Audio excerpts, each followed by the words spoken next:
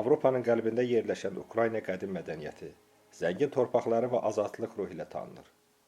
Amma əsrlər boyu Rusiya bu ölkəyə əl uzadıb. Bəs Moskvanın Ukraynadan əsl istəyi nə olub? Torpaq, güc, yoxsa kimlik üzərində nəzarət? Gəlin Ukraynanın keşməkeşli tarixinin dərinliklərinə birlikdə enək. Hazırda aralarında qanlı döyüşlər gedən Rusiya və Ukraynanın mübahisə mövzularından biri də tarixdir. Rusiya dövlət rəhbərliyi, o cümlədən ölkənin təbliğat vasitələri tarixdə Ukrayna adlı dövlətin olmadığını, hazırki Ukraynanın bolşeviklərinin lideri Vladimir Lenin tərəfindən bir neçə əyalətin birləşdirilməsi nəticəsində yarandığını iddia edirlər. Kənan Rövşənoğlu yazır ki, hətta müharibə ərəfəsində Rusiya prezidenti Vladimir Putin açıq şəkildə hazırki Ukraynanı bolşeviklərin əl işi adlandırdı. Leninin Rusiyaya məxsus olan torpaqlarda Ukrayna adlı dövlət yaratmaqda xəta etdiyini və bu zaman regiondakı insanların rəyinin soruşulmadığını bildirdi. Putin hətta deyib ki, Ukraynanı Rusiya torpaqlarında Lenin qurdu. Bəs əlahəzrət tarix nə deyir? Doğrudanmı tarixdə Ukrayna dövləti olmayıb? Və bu adda dövlət seri liderlərin əl işidir. Mərkəzi Şərqi Avropada yerləşən Ukrayna ərazisinə görə Avropanın Rusiyadan sonra ikinci böyük ölkəsidir. Ərazisi 603.017 kvadrat kilometr. Sərhədlərinin uzunluğu 7590 kilometr olan Ukraynada hazırda rəsmi olaraq 42 milyon əhali yaşayır. Yeri gəlmişkən, Ukrayna Avropada əhalisi sürətlə azalan ölkələrdən biridir.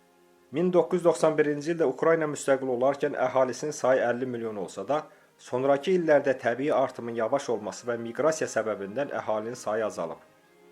2014-cü ildə Krımın Rusiya tərəfindən işğalı, Donbas və Luqanskda separatçı müharibələr nəticəsində əhalinin sayında kəskin şəkildə azalma müşahidə olunub.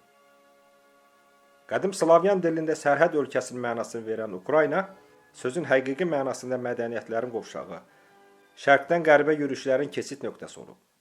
Bu səbəbdən də çox qədim zamanlardan bu ölkədə fərqli etnik qruplar məskunlaşıb.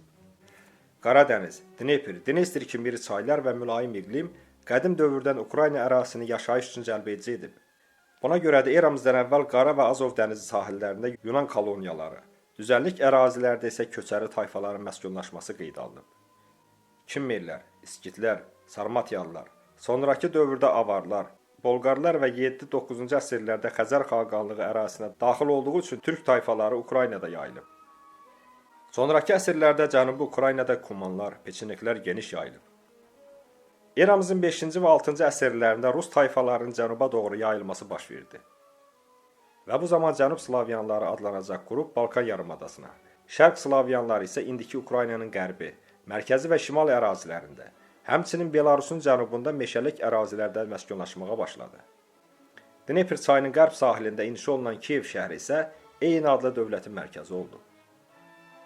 Kiyev o zaman cənubdan, Bizansdan Baltik sahillərinə doğru gedən mühüm ticarət və nəqliyyat yolunun üzərində yerləşirdi. 9-cu əsrin ortalarında yaranan Kiyev Rus dövləti 10-cu əsrdə artıq Ladoqa gölündən Volqaya qədər uzanan böyük bir dövlətə çevrilmişdi. 988-ci ildə Knyaz Vladimir rəhbərliyi zamanında Bizans imperiyasının təsiri ilə Kiyev Rus dövləti xristianlığı, sonradan pravoslav adlanacaq qanadı qəbul edir. Kiyev xristianlarının lideri metropolit isə Bizans imperatoru tərəfindən təyin olunurdu. Ancaq sonraki əsrlərdə köçəri tayfaların aramsız hücumları və bunun nəticəsində ticarət yollarının dəyişməsi Kiyev dövlətini də zəiflətdi. 12-ci əsrin sonlarında Qalisiya və Volna knyazlıqların birləşməsi nəticəsində Qalisiya-Volna adında ittifaq yaranır. 11 və 12-ci əsrlərdə Moskva və digər knyazlıqlar parlamağa başladı. 1240-cı il Monqol yürüşləri nəticəsində Kiyev ağır zərbə alır. Buna baxmayaraq 13-cü əsrdə Kiyev Bizansın təsiri ilə yenidən inkişaf edir. Mədəniyyət çiçəklənir. 14-cü əsrdə Ukrayna ərazisi 3 böyük dövlət arasında bölünmüş vəziyyətdə olur. Bunlar Qızıl Orda, Polşa krallığı və Böyük Litva knyazlığı idi. 1380-ci ildə Litva knyazlığı və Polşa Qalisiya və Volnanı öz aralarında bölürlər. Litva Volnaya, Polşa isə Qalisiyaya sahiblənir. 1475-ci ildə Qızıl Orda xanlığının dağılmasının ardınca Krım xanlığı Osmanlı vassallığını qəbul edir. Bununla da Krım və Ukraynanın cənub əraziləri uzun müddət Osmanlı imperiyasının ərazisi olur. 1569-cu ildə imzalanmış Lyublin müqaviləsinə əsasən Polşa və Litva knyazlığı birləşərək Respospolita dövlətini yaradır və Ukrayna ərazilərinin böyük hissəsi bu dövlətin tərkibində qatılır. 1648-ci ildə Kazaklar üsyan edərək Polşadan ayrılır və 1649-cu ildə Bogdan Xmelnitskinin rəhbərliyi ilə Kazak getmanlığı yaradılır. Ancaq bir neçə ildən sonra getmanlıq Rusiya və Polşa arasında bölünür.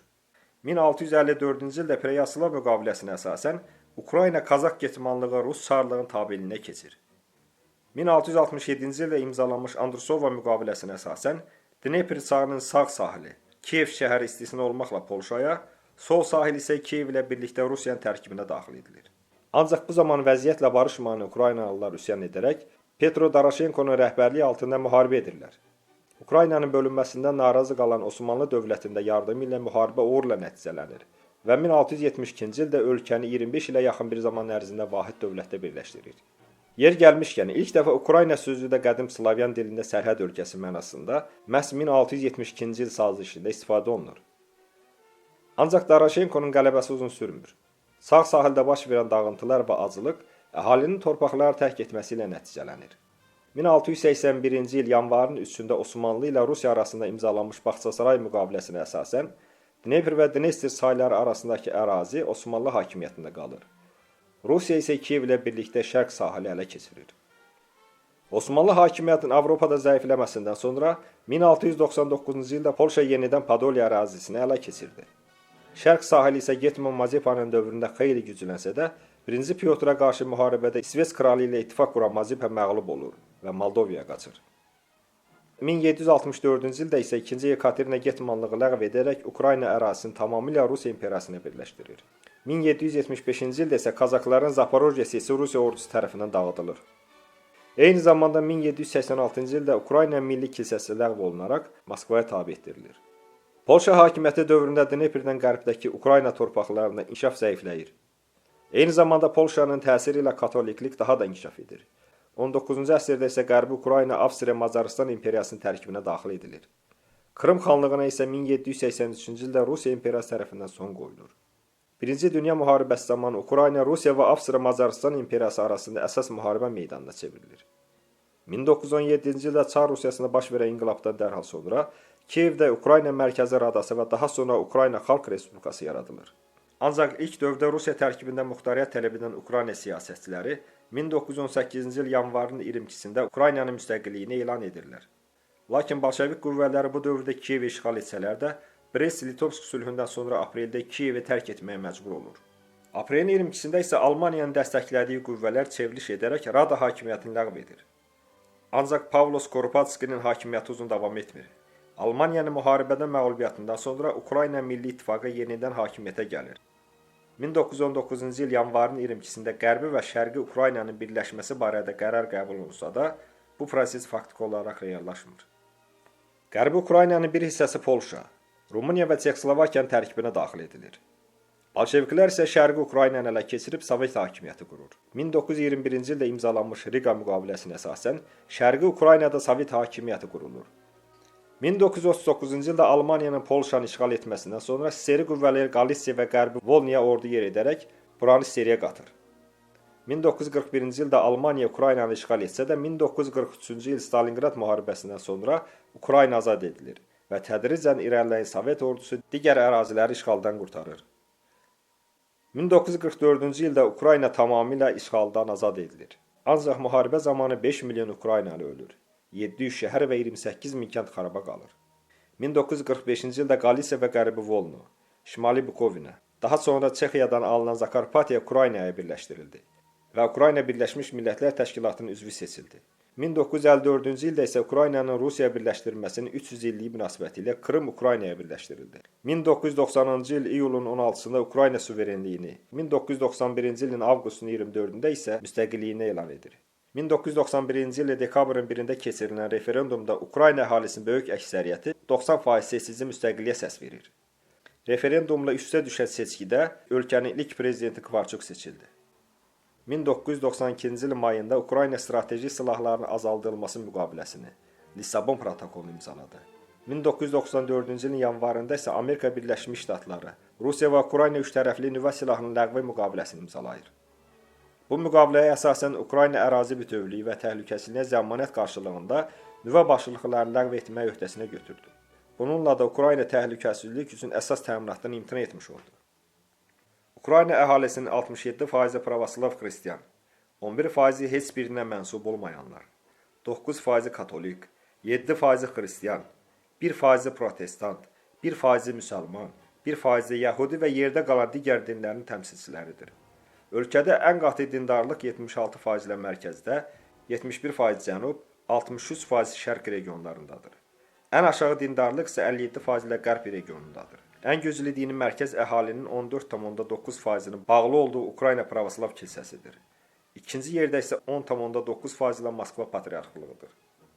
Göründüyü kimi, Ukrayna zəngin və keşməkeşli tarixə malik olan bir ölkədir. Uzun bir tarixi dövr boyunca işğallar, qanlı müharibələr yaşamış bu ölkənin zəngin dövlət ənənələri, şanlı mübarizə tarixi var. Bu ölkəni vahid bir millətə, bir dinə, məzhəbə aid etmək olmaz. Rusiya isə hələ də qanlı əllərini Ukraynadan çəkmək fikrində deyil.